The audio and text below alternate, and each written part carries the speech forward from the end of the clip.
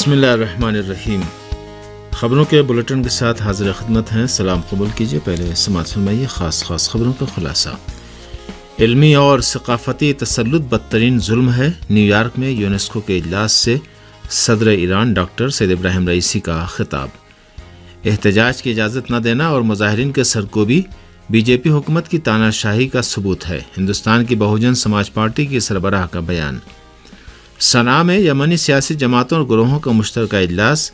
21 ستمبر کے انقلاب کے اہداف کے حصول تک تحریک اور جارحین کے مقابلے میں مزاحمت جاری رکھنے پر زور۔ اور اب پیش خبریں تفصیل سے۔ صدر ایران ڈاکٹر سید ابراہیم رئیسی نے نیو یارک میں یونیسکو کے اجلاس سے خطاب میں علمی و ثقافتی تسلط کو بدترین ظلم قرار دیا اور کہا کہ پیش رفت و ترقی کو تعلیم و تربیت، خاندانی اخلاقی بنیادوں کے استحکام اور عدل و انصاف سے الگ نہیں کیا جا سکتا۔ ایران کے صدر سید ابراہیم رئیسی نے نیو یارک میں اپنے قیام کے پہلے دن اقوام متحدہ کے ادارے یونیسکو کی جانب سے منعقد کی جانے والی ٹرانسفارمنگ ایجوکیشن سمٹ سے خطاب کرتے ہوئے کہا کہ تسلط پسند عالمی نظام دیگر ملکوں کو پسماندہ رکھنے میں اپنا فائدہ سمجھتا ہے۔ انہوں نے کہا کہ یہ تسلط پسند طاقتیں غیر منصفانہ عالمی نظام کے قیام، عالمی اداروں میں اثر و رسوخ اور اپنے نظریاتی اور ثقافتی نیٹ ورک کے ذریعے دیگر ملکوں کی ترقی میں رکاوٹیں ڈال رہی ہیں۔ صدر ایران کا کہنا تھا کہ تعلیمی چیلنجوں سے نمٹنے کے لیے بنیادی مسائل پر توجہ دینے کی ضرورت ہے۔ انہوں نے کہا کہ اسلامی جمہوریہ ایران سمجھتا ہے کہ ترقی، تربیت، خاندانی نظام، انصاف اور مذہبی اقدار کو ایک دوسرے سے الگ کر کے نہیں دیکھا جا سکتا۔ سید ابراہیم رئیسی نے ثقافتی تسلط پسندی اور سائنسی اجارہ داری کو ظلم و ناانصافی کی بدترین شکل قرار دیا۔ صدر ایران نے عالمی اداروں پر زور دیا کہ وہ دنیا کے تمام ملکوں کے تعلیمی اور تربیتی حق کا احترام اور ثقافتی الغار کے مقابلے میں ان کا دفاع کریں۔ انہوں نے واضح کیا کہ خاندانی نظام کا تحفظ، ماحولیات کا احترام، انصاف کی بالادستی، تشدد اور انتہا پسندی کی نفی اور صحت مند سائبر سرگرمیوں کی فراہمی تعلیمی تبدیلیوں اور اصلاحات میں سر فہرست ہونا چاہیے۔ سید ابراہیم رئیسی اقوام متحدہ کی جنرل اسمبلی کے 77ویں اجلاس میں شرکت کے لیے ایک اعلیٰ سطحی سفارتی وفد کے ہمراہ پیر کی شام نیو یارک پہنچے تھے۔ اقوام متحدہ کی جنرل اسمبلی کا اجلاس 20 ستمبر سے 26 ستمبر تک جاری رہے گا۔ پروگرام کے مطابق اقوام متحدہ کے 193 رکن ملکوں کے سربراہان اور دیگر اعلیٰ عہدیدار اس اجلاس سے باری باری خطاب کریں گے۔ اس موقع پر عالمی مسائل اور مشکلات کے بارے میں کئی ذیلی اجلاس بھی منعقد ہوں گے، جن میں موسمیاتی تبدیلیوں، کرونا وائرس، پائیدار ترقی کے اہداف، ترقی پذیر ملکوں کے قرضہ جات جیسے موضوعات کے علاوہ دنیا میں جاری جھڑپوں اور بحرانوں کے بارے میں غور و خوض کیا جائے گا۔ ایران کے وزیر خارجہ نے نیو یارک میں کئی ملکوں کے عہدیداروں سے ملاقات اور گفتگو کی ہے۔ ہمارے نمائندے کے مطابق جنوبی کوریا کے وزیر خارجہ پارک جین نے پیر کی شام ایران کے وزیر خارجہ سے ان کے ہوٹل میں ملاقات کی۔ قطر کے وزیر خارجہ شیخ محمد بن عبد الرحمن آل ثانی بھی نیو یارک میں ایران کے وزیر خارجہ امیر عبداللہیان سے ملے اور باہمی دلچسپی کے امور پر تبادلہ خیال کیا۔ ایران اور لبنان کے وزرائے خارجہ نے بھی نیو یارک میں ملاقات کی، جس میں دو طرفہ تعاون کی راہوں کا جائزہ لیا گیا۔ ایران کے وزیر خارجہ حسین امیر عبداللہیان صدر سید ابراہیم رئیسی کے ہمراہ اقوام متحدہ کے جنرل اسمبلی کے اجلاس میں شرکت کی غرض سے پیر کی صبح نیو یارک پہنچے ہیں۔ غیر ملکی کمپنیاں ایران میں قابل تجدید توانائی کے منصوبوں میں سرمایہ کاری کی خواہاں ہیں۔ ایران محکمہ رینیویبل انرجی اور انرجی ایفیشنسی کے ڈائریکٹر جنرل جعفر محمد نژاد نے اپنے ایک انٹرویو میں بتایا کہ غیر ملکی سرمایہ کاروں نے ایران میں قابل تجدید توانائی کے بڑے منصوبوں میں زبردست خیر مقدم کیا ہے اور سرمایہ کاری میں دلچسپی ظاہر کی ہے۔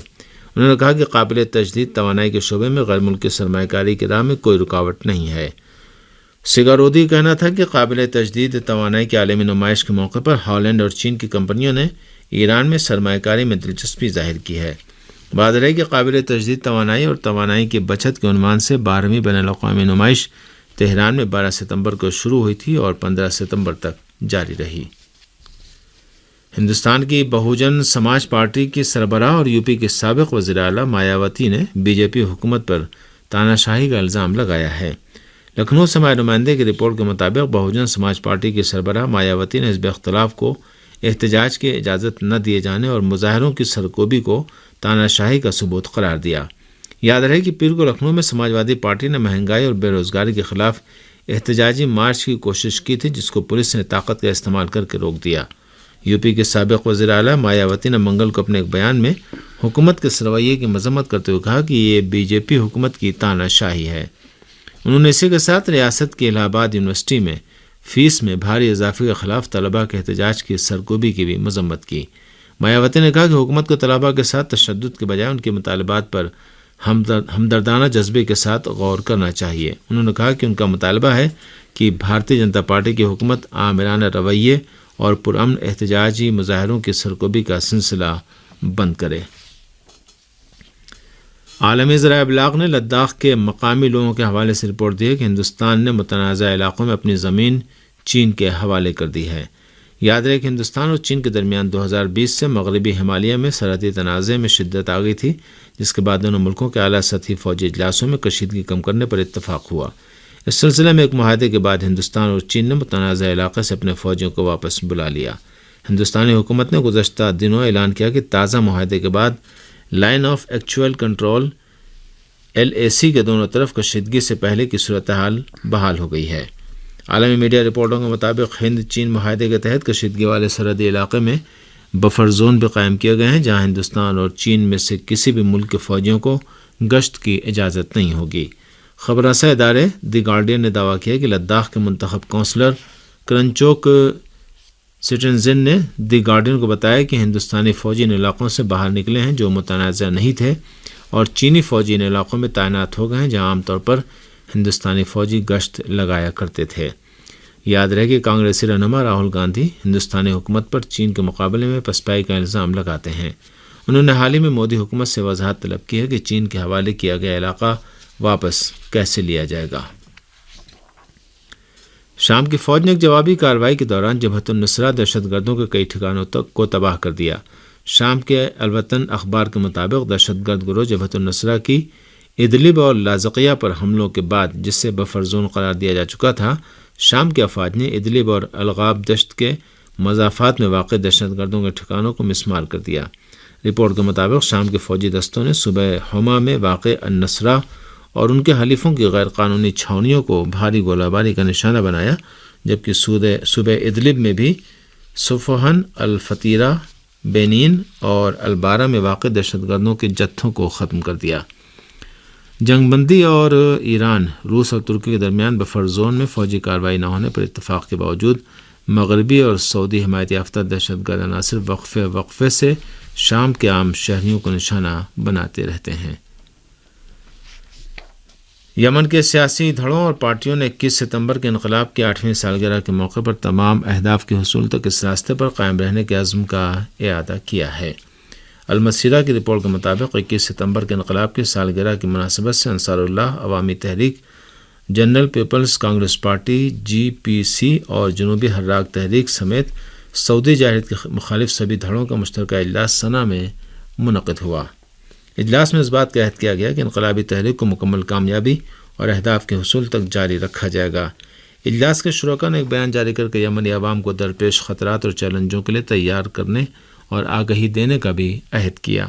اس بیان میں زور دے کر کہا گیا ہے کہ یمن کی سرزمین کے مکمل آزادی تک استقامتی تحریک جاری رکھی جائے گی۔ اس بیان میں یمن کے سیاسی گروہوں نے جارح ممالک کو مخاطب کر کے کہا ہے کہ جنگ بندی کے موقع کا استعمال کرتے ہوئے یمن کے بندرگاہوں اور اس کے ہوائی اڈوں کا محاصرہ ختم کریں اور ملک کی تعمیر نو کے لیے ہرجانہ دیتے ہوئے اپنی افواج کو یمن کی سرزمین سے نکال لیں۔ بیان میں خبردار کیا گیا کہ ہو سکتا ہے کہ جنگ بندی کا موقع پھر میسر نہ ہو۔ اجلاس میں شریک یمنی دھڑوں نے استقامتی محاذ میں اپنی شمولیت کا بھی اعادہ کیا۔ اجلاس کے اختتام پر جاری ہونے والے بیان میں سینی حکومت کے ساتھ تعلقات معمول پر لانے کی ہر کوشش کو مسترد کر دیا گیا ہے۔ یمنی سیاسی پارٹیوں نے بعض عرب سازشی حکومتوں کے ذلیلانہ موقف اور سینی حکومت کے ساتھ تعلقات برقرار کرنے کی ان کی کوشش اور اشتیاق کی بھی سخت الفاظ میں مذمت کی ہے۔ یاد رہے کہ 21 ستمبر سن 2014 کو یمنی عوام ریاض کی جانب سے منصوب حاکموں کے خلاف اٹھ کھڑے ہوئے اور ملک گیر مظاہروں اور وسیع احتجاجی اجتماعات کے ذریعے سعودی حکام کی پٹھ حکومت کو اقتدار سے ہٹا دیا۔ سعودی حکام نے بھی مفرور مستعفی صدر منصور ہادی کو پھر سے اقتدار میں لانے کی غرض سے کئی عرب ممالک کے ساتھ مل کر یمن پر وسیع حملے شروع کر دیے، تاہم انہیں یمنی عوام کی شدید مزاحمت کا سامنا کرنا پڑا۔ 7 سال پر مشتمل امریکی حمایت یافتہ حملوں میں سعودی جارحہ افواج نے دسیوں ہزار یمنی عوام کا قتل عام کیا، پھر بھی اپنے ناپاک اہداف کو حاصل کرنے میں ناکام رہے۔ آرامکو، ریاض اور متعدد دیگر اہم سعودی مراکز پر یمن کی فوج اور عوامی تحریک کی کامیاب کارروائیوں کے بعد سعودی حکام جنگ بندی قبول کرنے پر مجبور ہو گئے، لیکن اس کی مسلسل خلاف ورزیاں بھی کرتے رہتے ہیں۔ اقوام متحدہ کے سیکرٹری جنرل نے کہا کہ دنیا کو اس وقت بڑے ٹھوس خطرات کا سامنا ہے۔ اقوام متحدہ کے ہیڈ کوارٹر میں صحافیوں سے بات چیت کرتے ہوئے عالمی ادارے کے سیکرٹری جنرل انٹونیو گوتریس کا کہنا تھا کہ دنیا حقیقی معنوں میں جل رہی ہے اور اسے بچانا ہم سب کی خطیر ذمہ داری ہے۔ انہوں نے عالمی رہنماؤں پر زور دیا کہ باہمی ملاقاتوں میں موسمیاتی تبدیلیوں سے پیدا ہونے والے سانحات، غربت، عدم مساوات اور بڑی طاقتوں کے درمیان بڑھتے ہوئے اختلافات پر ضرور غور کریں۔ اقوام متحدہ کے سیکرٹری جنرل دنیا کی صورتحال کے عنوان سے آج جنرل اسمبلی کے افتتاحی اجلاس سے خطاب کرنے والے ہیں۔ انہوں نے پیر کے روز غربت کے خاتمے اور تمام بچوں کے لیے تعلیم جیسے اقوام متحدہ کے اہداف کو سن 2030 تک مکمل کیے جانے کی ضرورت پر زور دیا تھا۔ ان کا کہنا تھا کہ دنیا کو درپیش بہت سے بڑے اور ٹھوس خطرات ان اہداف کے حصول میں رکاوٹ بن رہے ہیں۔ فرانس اور روس کے وزرائے خارجہ نے زاپوریژیا ایٹمی بجلی گھر کے حوالے سے گفتگو کی ہے۔ روسی خبر رساں ادارے ریا نووستی کے مطابق اقوام متحدہ کی جنرل اسمبلی کے اجلاس کے موقع پر فرانس اور روس کے وزرائے خارجہ نے ملاقات کی۔ منگل کے روز نیو یارک میں ہونے والی اس ملاقات کے دوران فرانس کی وزیر خارجہ کارٹن کولونا نے اپنے روسی ہم منصب سے کہا کہ پیرس کو زاپوریژیا ایٹمی پاور پلانٹ کی صورتحال کی جانب سے تشویش لاحق ہے۔ انہوں نے کہا کہ اسی لیے ایٹمی توانائی کی عالمی ایجنسی کے سربراہ کے ساتھ ایک میٹنگ کا اہتمام کیا گیا ہے۔ فرانس کے وزیر خارجہ نے کہا کہ بدھ کے روز ہونے والی اس نشست میں یوکرین کے ایٹمی بجلی گھر زاپوریژیا کو محفوظ بنانے کے طریقوں پر غور کیا جائے گا۔ یاد رہے کہ اس سے قبل روس کے ایٹمی ادارے روس ایٹم کے سربراہ الیکسی لخاچوف نے کہا تھا کہ زاپوریژیا کے سلسلے میں جاری ہونے والے بیانوں میں IAEA سیاسی کھیل کھیل رہا ہے۔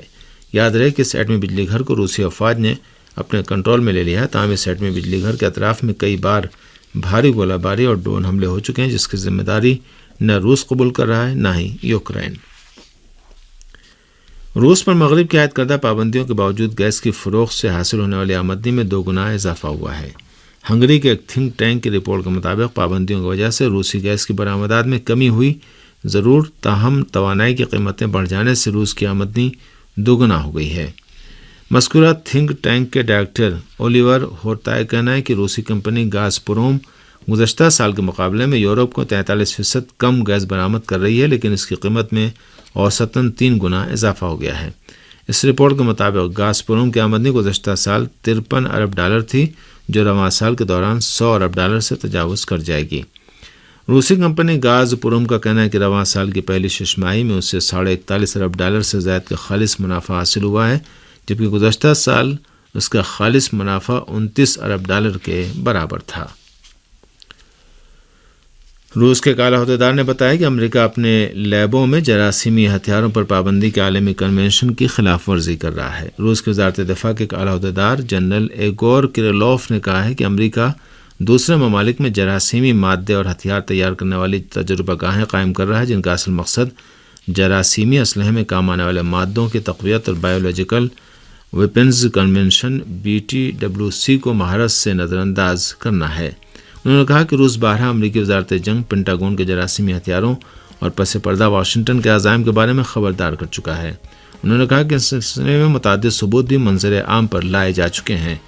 جنرل ایگور کریلوف نے کہا کہ جنیوا کنونشن کے اجلاس میں یوکرین میں امریکی جراثیمی تحقیقات کے ٹھوس شواہد اور دستاویزات کو اس ادارے کے حوالے کر دیا گیا ہے۔